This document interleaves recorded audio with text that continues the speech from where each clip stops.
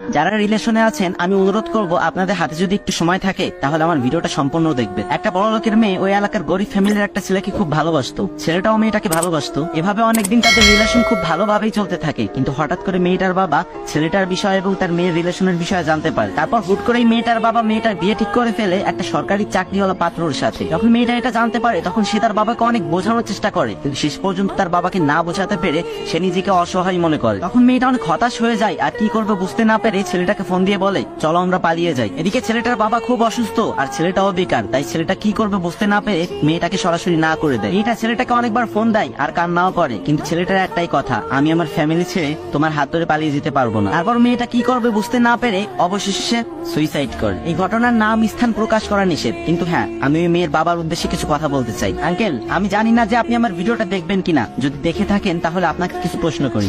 আচ্ছা, আপনার মেয়ে মারা গেছে, আপনি তো অনেক খুশি হয়েছেন তাই না? আপনারা মেয়ের বাবারে এমন কেন বলেন তো?